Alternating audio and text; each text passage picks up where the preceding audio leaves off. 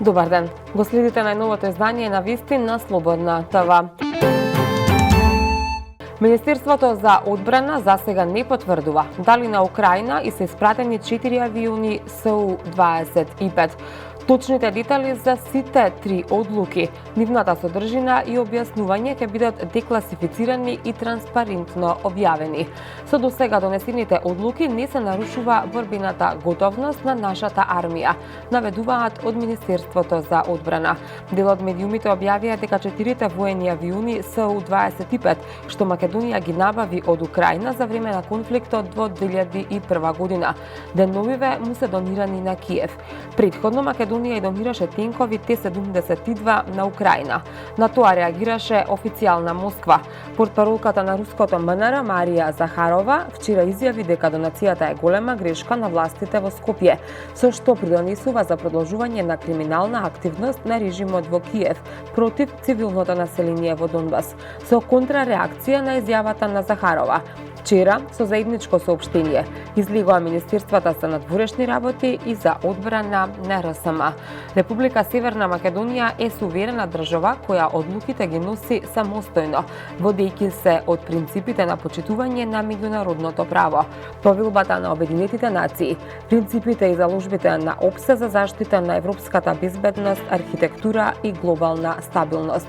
Северна Македонија уште од самиот почеток ја осуди војната интервенција во Украина и застана во поддршка на територијалниот интегритет, суверенитет и независност на Украина, а пред се во поддршка на мирот, човековите права и меѓународниот поредок заснован на правилата. Имено досега владата на Република Северна Македонија донесе неколку одлуки за воено-техничка помош, со кои и помагаме на Украина во одбрана на својот територијален интегритет, кој е загрозен од војната интервенција, се посочува во соопштението од Министерството за одбрана. Шефицата на обвинителството за гонење на организиран криминал и корупција Вилма Русковска ги повикува сите надлежни институции во државата, меѓутоа и сите меѓународни институции и амбасади, пред се амбасадата на Соединетите Американски држави и Канцеларијата на Европската Унија, да, како што вели, еднаш за секогаш се проверат сите факти и се расчисти кој во оваа држава се бори против криминалот, а кој го прави криминалот. Русковска исто така бара и европската обвинителка Лаура Ковеши, доколку е во можност да дојде и да ги провери сите предмети на основното јавно обвинителство за гонење на организиран криминал и корупција, откако е таа начело на обвинителството со посебен осврт на предметите за Рашковски, Зекири и овој најновиот за Муарини. Поред Русковска, токму поради овој напад и притисок врз обвинители на основното јавно обвинителство, треба и меѓународните институции, како и амбасадите на САД и ЕУ, сериозно да преземат мерки, затоа што, како што вели, ова најмалку доликува на земја членка на НАТО и земја што почнала преговори за Европска Унија, каде владењето на правото е императив.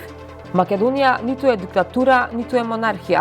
Во Македонија не смее да владее волјата на некои сегашни или пак поранешни владени функционери, за да обвинители замижуваат пред било кој криминал, па тој и да е во највисоките ешалони на власта, нагласува Русковска.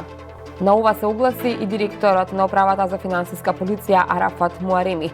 Тој ја повикува јавната обвинителка Вилма Русковска, доколку располага со сознанија и информации за сторен криминал, да ги докаже и на јавноста да ја пласира обвинителен акт против него, а не празни и, како што вели, неосновани сознанија и информации, дискредитирајќи ја во целост функцијата која ја извршува.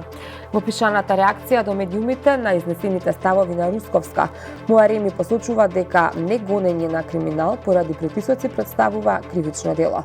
Се придружувам и јас кон вашиот повик до амбасадите и сите страни на кои се повикувате за помош. Нека го потврдат и тие она што јавниот обвинител на Република Северна Македонија го утврди со надзорот над вашето незаконско работење и неетичко постапување. Одговорност за вашето самоволие мора да има, вели Муареми. Улогата на еден јавен обвинител, посочува тој, најмалку од се е да изјавува дека ќе сподели сознанија и информации со јавноста, за таа да суди кој е криминалец. Обвинителката Русковска како намерно да заборава дека криминалот се докажува во рамки на институциите, а граѓаните се тие кои им укажуваат доверба врз основа на нивната работа. Обвинителке, ако се земат последните анкети во предвид, довербата на јавноста не ви е многу наклонета, стои во пишаната реакција на Муареми. Големиот македонски државен празник, наместо да биде предмет на сплотување и заедништво, се притвори во настан кој разединува, состава конфронтации и зголемување на внатрешната омраза помеѓу луѓето од различните политички структури. Но очигледно ова не се случува само оваа година, туку со децении наназад. Ако го анализираме прославувањето на Иленден во Крушево, очигледно од година в година се повторува истото непишано сценарио на поделби. Се вели во соопштението на ВМРО Народна партија, која што има предлог како да се надминат ваквите проблеми во иднина. Со цел да се надмине ова сквернавање на овој најголем македонски државен празник, ВМРО Народна партија предлага, а се надеваме ќе добиеме согласност и поддршка и од другите политички структури за оваа идеја, да од идната година политичките говори бидат изоставени, а во Крушево да има само културно-уметничка прослава на која се надеваме обединети ќе дојдат граѓаните од сите политички бои, а при тоа политичкиот дел, односно политичките говори, да останат во рамките на председателската резиденција, Пелинце или евентуално на некоја свечена академија, соопштија од партијата. Согласно податоците од Институтот за јавно здравје, Министерството за здравство информира дека во последните 24 часа направени се 1238 тестови, а регистрирани се нови 178 случаи на COVID-19 и тоа 101 во Скопје. Од вкупниот број на позитивни регистрирани се 33 реинфекции, а регистрирани се и 592 оздравени пациенти. Забележани се 4 починати како последица на COVID-19. Продолжуваме со вести од светот.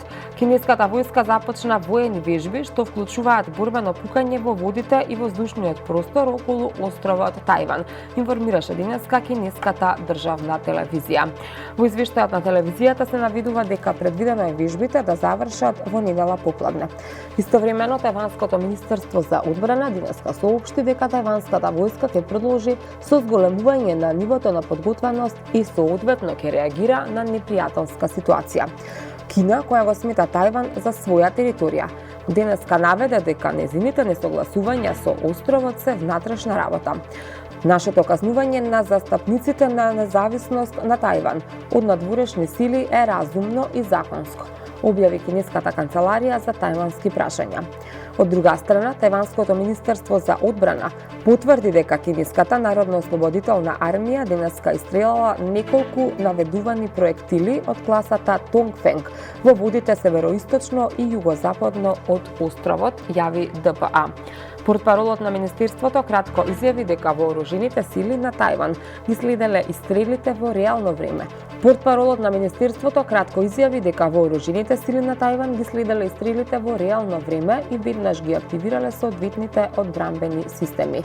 Министерството ја осуди оваа ирационална акција што го поткупува регионалниот мир, додава германската агенција.